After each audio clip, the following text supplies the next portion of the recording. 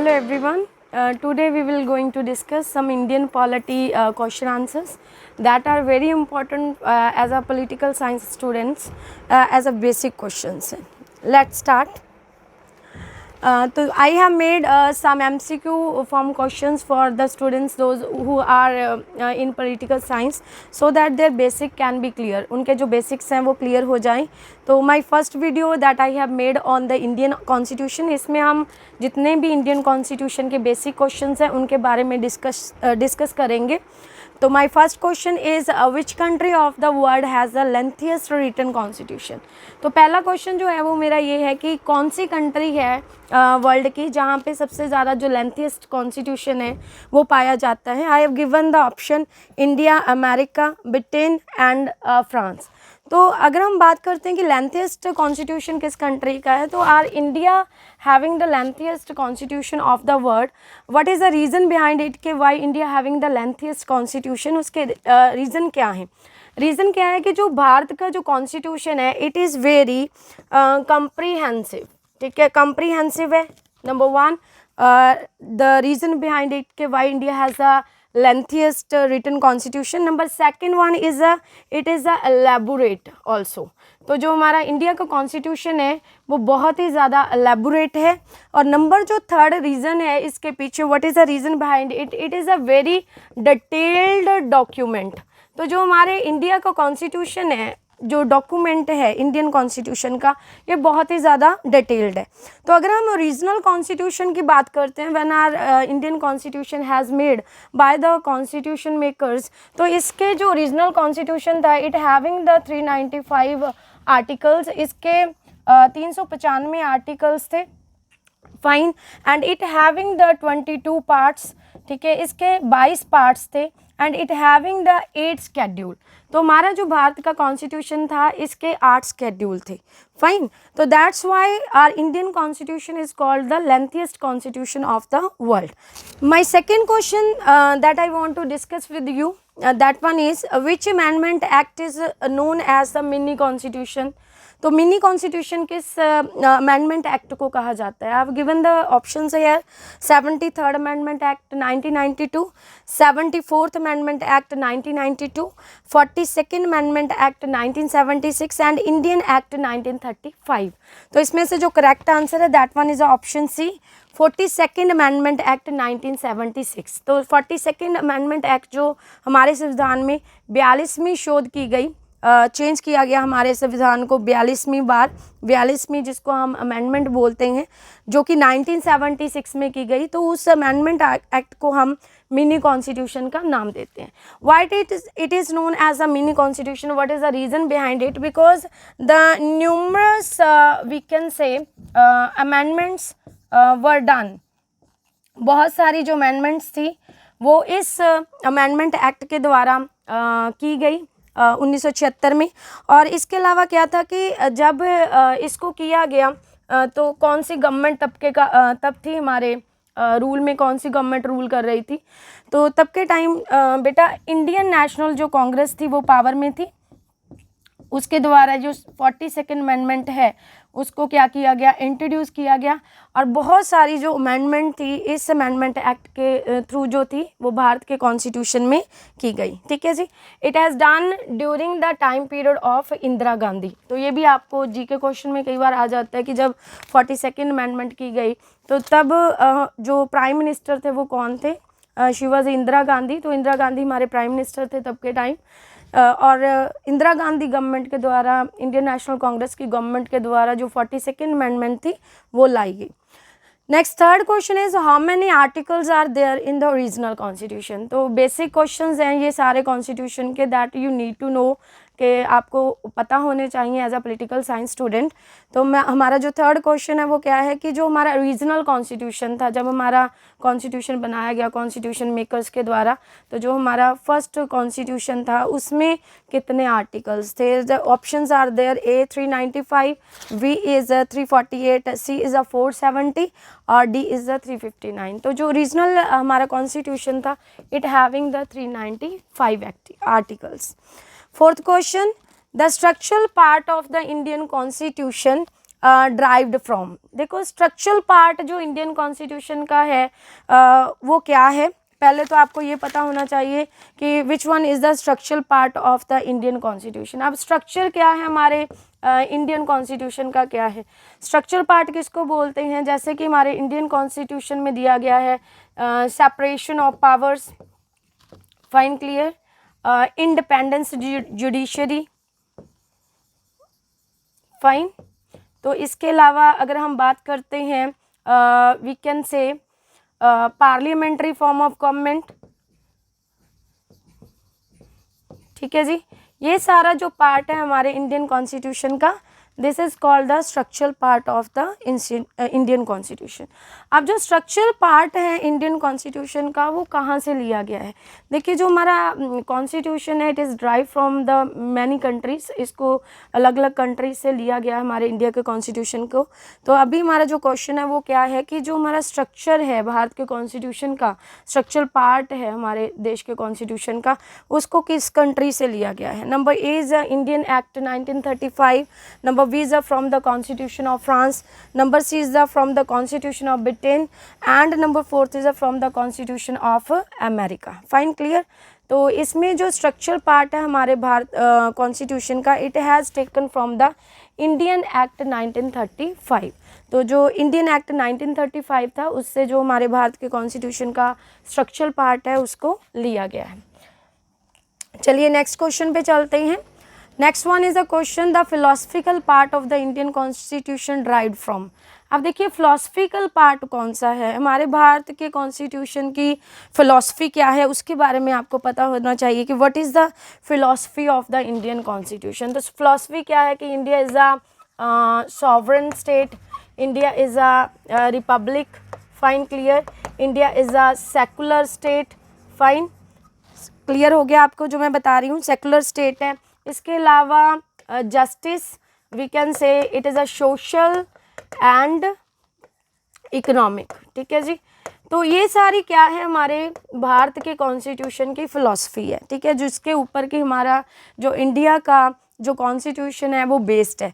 कि जो इंडिया का कॉन्स्टिट्यूशन है वो इसको क्या बनाता है, it makes our country a sovereign state, it's make our country a republic, it's make our country secular, it provide justice, social and economics, ठीक है। तो ये सारी क्या है हमारे भारत की फिलॉसफी है। तो हमारा यहाँ पे क्वेश्चन ये है, कॉन्स्टिट्यूशन की फिलॉसफी है, तो हमारा क्वेश्चन यहाँ पे ये है कि भारत की कॉन्स्टिट्यूशन का जो फिलोसफिकल पार्ट है वो कहाँ से लिया गया है। तो भारत के जो कॉन्स्टिट्यूशन के जो फिलोसफिकल पार्ट है उसको कहाँ से लिया गया है, the answer is a D, constitution of Britain and America. तो इसके फिलोसफिकल पार्ट को जो ब्रिटेन एंड अमेरिका का कॉन्स्टिट्यूशन है वहाँ से लिया गया है। Next question is how many part are there of the regional constitution of India. कि जब हमारे भारत का जो कॉन्स्टिट्यूशन था वो बनाया गया था तो हमारे जो भारत का ओरिजिनल कॉन्स्टिट्यूशन है उस कॉन्स्टिट्यूशन के कितने पार्ट्स थे, how many parts were there. Option are given here, A is 21, B is 22, C is 23 and D is 25। तो original constitution having the 22 parts. तो हमारा जो इंडिया का कॉन्स्टिट्यूशन था, ओरिजिनल कॉन्स्टिट्यूशन था, उसके 22 पार्ट थे। चलिए नेक्स्ट क्वेश्चन पे चलते हैं। How many schedule are there in the original constitution of India. के जो हमारे भारत का ओरिजिनल कॉन्स्टिट्यूशन था उसमें कितने स्केड्यूल थे। तो Indian constitution having the schedule, options are given there, A is 8, B is 12, C is 15 and D is 17। तो Indian constitution having the 8 schedule. तो भारत के जो कॉन्स्टिट्यूशन था उसके 8 स्केड्यूल थे। Next question please, fundamental rights are included in which part of the Indian constitution. अब ये fundamental rights हैं, that are the basic right of the Indian citizens. अब इनको भारत के कॉन्स्टिट्यूशन में किस पार्ट में इनको दिया गया है, जब मेंशन किया गया है। तो option are given there, A is a 3, B is a 4, C is a 5 and D is a 1। तो हमारे जो भारत के सिटीज़न के लिए बेसिक फंडामेंटल राइट्स हैं, they are mention in the part 3rd of the Indian constitution. तो भारत का जो पार्ट 3rd है इंडियन कॉन्स्टिट्यूशन का, वहाँ पे हमारे देश के जो सिटीज़न हैं उनके लिए जो फंडामेंटल राइट्स हैं उनको दिया गया है। Fine, number 9th question, which article of Indian constitution deal with the fundamental rights. अब ये बहुत ही ज़्यादा इंपॉर्टेंट क्वेश्चन है, बहुत सारे जो कॉम्पिटेटिव एग्जामिनेशंस होते हैं उनमें इसको पूछा जाता है, whether it is a master cadre, whether is a other UPSC examinations are there. अब यूपीएससी का अगर आप एग्ज़ाम प्रिपेयर कर रहे हो तो उसमें फंडामेंटल राइट्स का जो पार्ट है, it's a very important part for the UPSC students. Fine, तो हमारा जो क्वेश्चन है that one is a which article of the Indian constitution deals with the fundamental rights. तो फंडामेंटल राइट्स के साथ कौन सा जो आर्टिकल है इंडियन कॉन्स्टिट्यूशन के, कौन से आर्टिकल्स हैं वो डील करते हैं। Number is article 356, article 14, article 14 to 30 and 32 to 35 and article 14 to 35। Fine, clear. तो कई बार आपको दिया जाता है कि आर्टिकल 14 to 30 देन 32। तो अगर हम यहाँ पे बात कर रहे हैं तो यहाँ पे एक आर्टिकल मिसिंग है, दैट वन इज आर्टिकल 31, है ना। तो article 31 it was removed from the list of fundamental rights, ठीक है।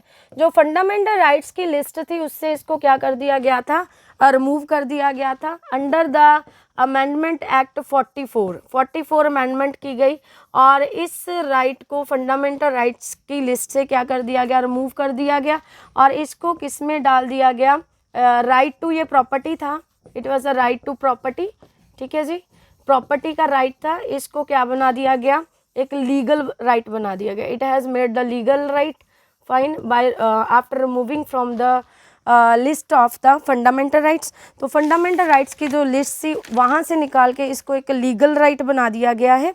फाइन, तो अमेंडमेंट जो की गई जो थी अमेंडमेंट एक्ट 1978 में एक अमेंडमेंट की गई, 44th अमेंडमेंट की गई और इस राइट को रिमूव कर दिया गया, राइट टू प्रॉपर्टी को रिमूव कर दिया गया फंडामेंटल राइट की लिस्ट से और इसको कहाँ पे डाल दिया गया है, it is now the article 300A। तो ये आर्टिकल अब 300A है हमारे भारत के कॉन्स्टिट्यूशन में और ये पार्ट किस में इसको डाल दिया गया, 12th पार्ट में डाल दिया गया है, 12वें भाग में भारत के कॉन्स्टिट्यूशन में डाल दिया गया है ना।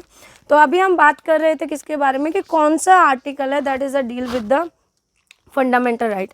तो फंडामेंटल राइट्स के साथ जो डील करता है article, that one is article 14 to 32। तो आर्टिकल जो 14 to 32 है इंडियन कॉन्स्टिट्यूशन का, it's deal with the fundamental rights of the Indian constitution है।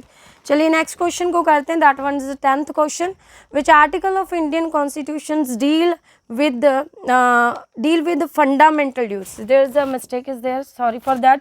तो deals with the fundamental duties के फंडामेंटल ड्यूटीज़ से रिलेटेड जो है आर्टिकल कौन सा है। अब देखिए फंडामेंटल ड्यूटीज़ क्या है, इसको इंडियन कॉन्स्टिट्यूशन में मेंशन किया गया है। तो फंडामेंटल जो ड्यूटीज़ थी वो हमारे रीजनल कॉन्स्टिट्यूशन में नहीं थी, they were not mentioned in the regional constitution of India. Fine, तो इसको फंडामेंटल जो ड्यूटीज़ हैं उनको कब मेंशन किया गया, when the fundamental duties were mention in the Indian constitution. तो इनको मेंशन किया गया ड्यूरिंग द इंटरनल एमरजेंसी, ठीक है। तो इंटरनल एमरजेंसी के टाइम इनको हमारे कॉन्स्टिट्यूशन में क्या किया गया, शामिल किया गया। तो इंटरनल एमरजेंसी कब आई हमारे यहाँ पे हुई, 1975 to 1977। तो 1975 to 1977 ये एक इंटरनल एमरजेंसी का टाइम पीरियड रहता है भारत की राजनीति में। तो during that time the fundamental duties are we can say added in the Indian constitution during the Indira Gandhi government. Fine, तो इनको भी जो बेटा 42nd जो कॉन्स्टिट्यूशनल अमेंडमेंट थी, 42nd कॉन्स्टिट्यूशनल अमेंडमेंट, उसके द्वारा इनको क्या किया गया, इंडियन कॉन्स्टिट्यूशन में मेंशन किया गया है। तो 42nd अमेंडमेंट की जाती है और उसके थ्रू जो इंडियन कॉन्स्टिट्यूशन में जो फंडामेंटल ड्यूटीज़ है उनको इंडियन कॉन्स्टिट्यूशन में डाला जाता है। कब डाला जाता है, जब इंटरनल एमरजेंसी हुई हमारे यहाँ पे 1975 में एंड 77 में, और इनको जो डाला जाता है, जहाँ इसकी जो रेकमेंडेशन है कि इंडियन जो कॉन्स्टिट्यूशन में फंडामेंटल जो ड्यूटीज़ हैं उनको मेंशन करना चाहिए, तो किस कमेटी के द्वारा इनको डाला गया, दैट वन इज़ अ स्वर्ण सिंह कमेटी, ठीक है। स्वर्ण सिंह कमेटी के द्वारा रिकमेंडेशन दी गई इनको इंडियन कॉन्स्टिट्यूशन में डालने के लिए। तो उसके बाद में जो फंडामेंटल जो ड्यूटीज़ हैं उनको इंडियन कॉन्स्टिट्यूशन में डाल दिया गया। ठीक है जी। तो फंडामेंटल ड्यूटीज़ क्या हैं? These are different from the fundamental rights. ठीक है। तो फंडामेंटल ड्यूटीज़ हैं कि जो भारतीय, हर एक भारतीय जो सिटीज़न है उसके कुछ कर्तव्य बनते हैं, अपनी कुछ ड्यूटीज़ बनती हैं देश के प्रति, जिसको कि हर एक इंडियन को क्या करना पड़ेगा, निभाना पड़ेगा, है ना। तो इनके पीछे कोई लीगल इन्फोर्समेंट नहीं है, सिर्फ एक मॉरल इन्फोर्समेंट है। मीन टू से दैट कि अगर कोई अपनी फंडामेंटल ड्यूटीज़ को फुलफ़िल नहीं करता तो उनको लीगली फुलफ़िल नहीं करवाया जा सकता। Nobody can go to the court and file a case against that person who hasn't fulfil their fundamental duties. ठीक है। बट इसके पीछे एक जो एक मॉरल वी कैन से एक इन्फोर्समेंट है, उसके थ्रू इनको हर एक सिटीज़न को क्या करना पड़ेगा, फुलफ़िल करना पड़ेगा। फाइन जी। तो चलिए नेक्स्ट क्वेश्चन पे चलते हैं। My next question is how many fundamental duties are there in the Indian constitution, है ना। कि जब 42nd अमेंडमेंट के थ्रू जो फंडामेंटल ड्यूटीज़ थी उनको शामिल किया गया इंडियन कॉन्स्टिट्यूशन में, तो there were only 10 fundamental duties. ठीक है। तो हमारे यहाँ पे ओनली 10 फंडामेंटल वी कैन से क्या थी, ड्यूटीज़ थी, जो कि भारत के कॉन्स्टिट्यूशन में क्या की गई, शामिल की गई। सिर्फ 10 फंडामेंटल ड्यूटीज़ को शामिल किया गया। अब देखिए आज के समय में अगर हम बात करते हैं तो we are talking about nowadays there are 11 fundamental duties are there. ठीक है। जो फंडामेंटल ड्यूटीज़ हैं उनकी संख्या कितनी है आज के समय में? 11 है ना। तो एक अमेंडमेंट हुई, 86 अमेंडमेंट की गई हमारे इंडियन कॉन्स्टिट्यूशन में, और 86 जो अमेंडमेंट थी उसके थ्रू एक जो फंडामेंटल जो ड्यूटी है उसको हमारे कॉन्स्टिट्यूशन में क्या कर दिया गया, मेंशन कर दिया गया। ये ड्यूटी क्या थी कि हर एक जो पेरेंट्स है जो है वो अपने बच्चों को एक जो वीकेंड से अगर हम बात करें कि एलिमेंट्री जो कंपलसरी एजुकेशन है वो मुहैया करवाएंगे। इस ड्यूटी को 86 अमेंडमेंट के थ्रू हमारे भारत के कॉन्स्टिट्यूशन में फंडामेंटल ड्यूटीज़ में वीकेंड से मेंशन कर दिया गया है। और एक और जनरल नॉलेज का आपको क्वेश्चन बताना चाहती हूँ कि where the fundamental duties lies in the Indian constitution, तो किस आर्टिकल में या किस पार्ट में जो फंडामेंटल ड्यूटीज़ हैं उनको दिया गया है। तो आर्टिकल हम पहले ही डिस्कस कर चुके हैं। तो these are included in the article these are included in the article 51A। तो 51A है इंडियन कॉन्स्टिट्यूशन का आर्टिकल 51A है, उसमें इनको मेंशन किया गया है। और these lies in the 4th part of the Indian constitution. तो जो हमारे भारत का 4th पार्ट है, भारत के इंडियन कॉन्स्टिट्यूशन का 4th पार्ट है, उसमें इनको शामिल किया गया है। आई होप सो कि this question will be very helpful to you in your initial year of your political science study. Thank you so much.